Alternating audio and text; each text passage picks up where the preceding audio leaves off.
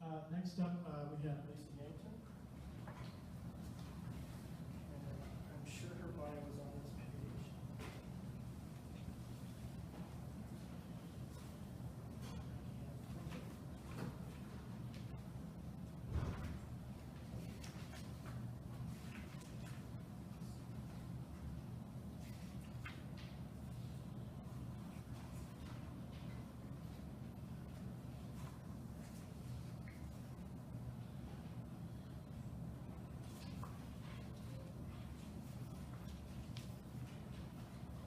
Oh, here it is. Lucy Yankton, a member of the Spirit Lake Dakota, is a community organizer, educator, writer, and mother. She views the arts and creativity as stepping stones to a healthy life. Her community activities include teaching at MCTC, coordinating the Dakota Nationwide Conference, leading the Brooklyn Historical Society, and serving on the Circle Newspaper Ambassadors Council. During the Dakota conflict of 1862, her grandmother fled from Minnesota to North Dakota. Please welcome Lisa.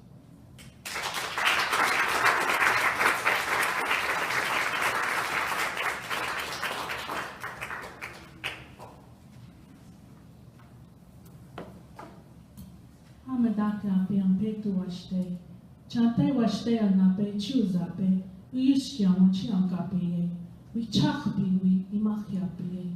Good evening, my relatives. I welcome you all here with a handshake from my heart. And my Dakota name is Wichakapi. My Wishichu name is Lisa Yankton. And I'm very honored to be here tonight to speak to you and to read some of my poems.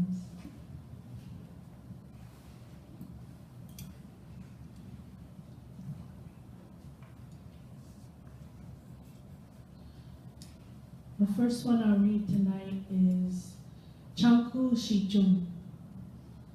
Leaving St. Paul, early hours, Wihina Bishni, 2 Dakotawea and a child, traveling across long, dark prairie roads, warmth inside while viewing a cold, flat landscape of whiteness, reflection of stars and waning moon, of popping trees, Changapo Bawi, passing occasional farms and isolated homes, dusky lit, where Washichu were tucked snugly under warm colored quilts. In the dark they first met, sisters under starlight, as golden sun rays touched faces, revealing dark hair, dark eyes sparkling.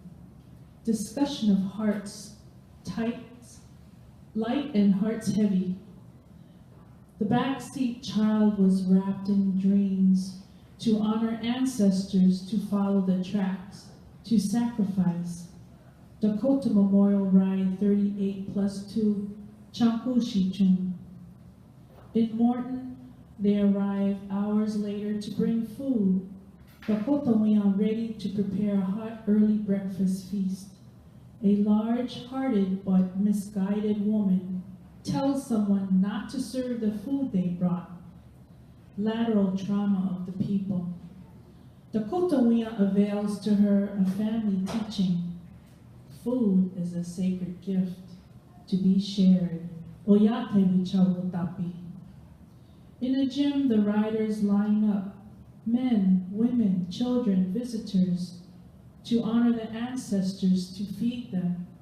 Little girls help, happily toast and butter, oatmeal, eggs, bacon, sausage, gravy, fried potatoes, juice, milk, cowboy coffee.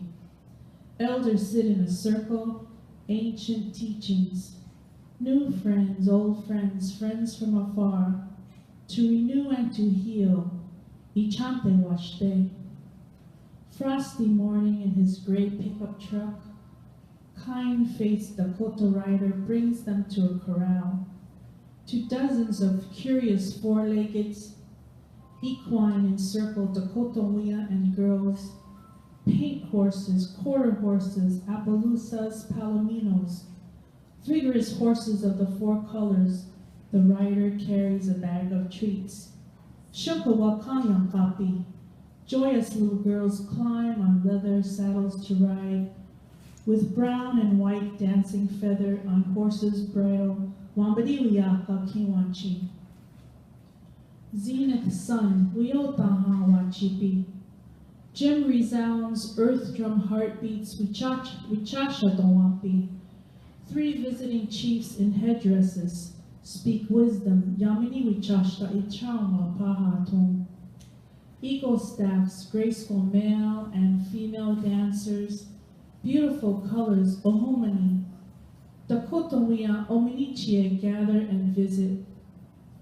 Plans to meet next time in a cabin by Spirit Lake. Some in beautiful regalia, Ajili joining the dance. Stop to visit with friends, the movement of vibrant moccasins. To journey before sunset, the Dakotowiya and child depart early. Imenajaska Ihankipi. And early next morning, as Dakota riders and horses leave for Makato, Shukuakayankapi, ancestors' spirits breathe gift of happiness. Love and peace fill hearts to those who sacrifice. Morning under a brilliant rainbow, encasing sunrise, parhelion the blessing. We are Cheti Ichi.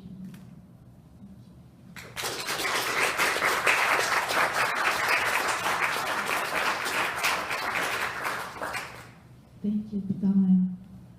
The next one is Avalokitesvara, one who hears the cries of the world.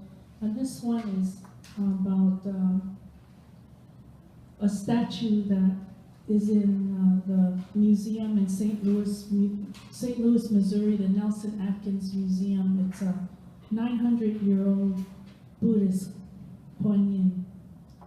Bodhisattva Avalokitesvara, Guanyin, goddess of mercy and compassion, ancestors, ancient of time, temple, mansion, mountaintop, and palace, movement of eyes, earlobes, longevity, saffron silk robes flowing, watching in the depths, things unspoken, hearts unknown, cries you hear, exposure, feeling needs, sustenance of strength, Bodhi tree, guide and nourish me, your pure oxygen, replenish my lungs, you breathe out, I breathe in, your wisdom, gesture enlightenment, you live, transformational journey, hero warrior, wielder of weapons, chariot, ride undefeated, mustache goddess, unfathomable, resplendent sacred lady, jewels of authority, elaborate headdress, gilt crown, royal ease, lotus poise, spinal power, defeat foes inside.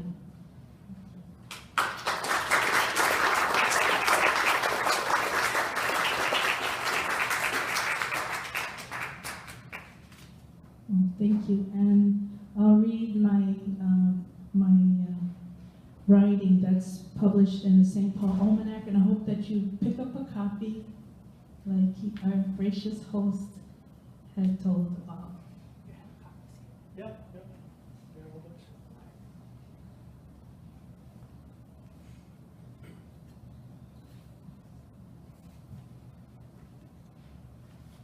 Dakota moons, the Dakota legacy of our land. At the beginning of each month of the calendar, we've added the Dakota moon for that month and its description. Dakota is the language of the land in the St. Paul and Minnesota area, and that is why it is included in the St. Paul Almanac. The Dakota language has been connected to this land and environment for thousands of years. The Siouan language once stretched from Saskatchewan to the Gulf of Mexico, and from the Rocky Mountains to the Great Lakes and the Carolinas. The Dakota people have planted spiritual roots in this land. These Dakota spiritual roots have solidified and provide the key to understanding this land and environment. The Dakota language is beautifully lyrical and descriptive. Historically, the Dakota moon is connected to a Dakota woman, both physically through her body and spiritually by her offering a prayer gift of tobacco every new moon for the protection of her family. Each Dakota moon describes what happens in nature during that time of the year, and thus the moons are part of the philosophical framework of the Dakota worldview of the cyclical nature of life, from the signal to pick dark ripened berries to when the trees make the popping sound from freezing ice. And I'll just read a few of the months now. Wo itechiwi, the hard or difficult moon, it's January. Wichakawi, the raccoon moon, that's February. Ishtawichayazawi, the moon of sore eyes, that's March, when the sun is shining bright on the snow. Thank you.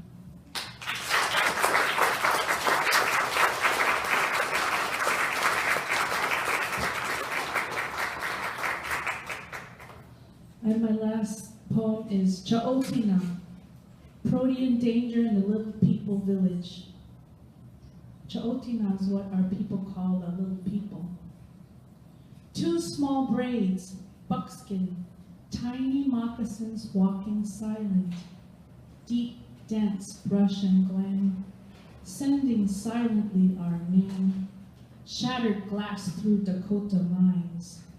Cha'otina, tiny forest dwellers, our purpose held in fleeting mists of old whispers, spring water, sacred space protectors, tobacco gifts and cloth colors to avert danger.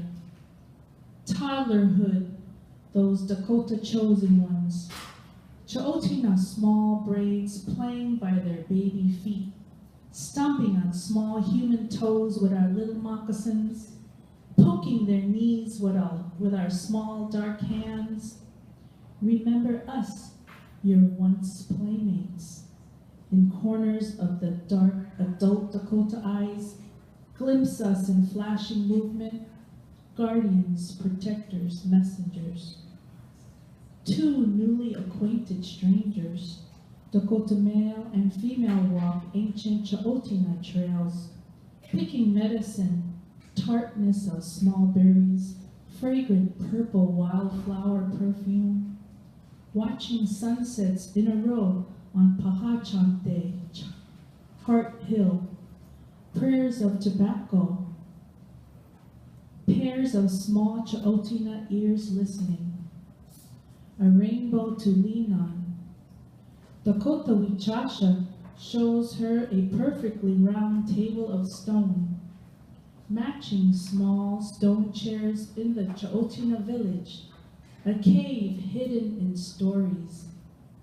He tells her of correctional sunrises, sunsets, the time when another Dakota man climbed the same Chantepaha, Heart Hill, locked in with Chanumpa, fasting, prayerful in black and white, frozen ligatures, his wia appointment keeper of feast, woman, morning walk to the halfway heart, Chantepaha, her arms throwing him paralyzed sandwiches, cigarettes, the sacred cell phone landing. Violations again, Red Road, of fooling the people, torpid loss of the familiar. Below, watchful Cha'otina, dangerous laughter, shattering of minds, disintegrating blood clot. Washichu saying we Cha'otina don't exist, a fairy tale, a legend. Writing a Dakota dictionary, insulting us, calling us monkey. Cha'otina king washage ashnakum woko prehanaha owe chumpikashi. Cha'otina, keeper of power, then again dangerous, his ways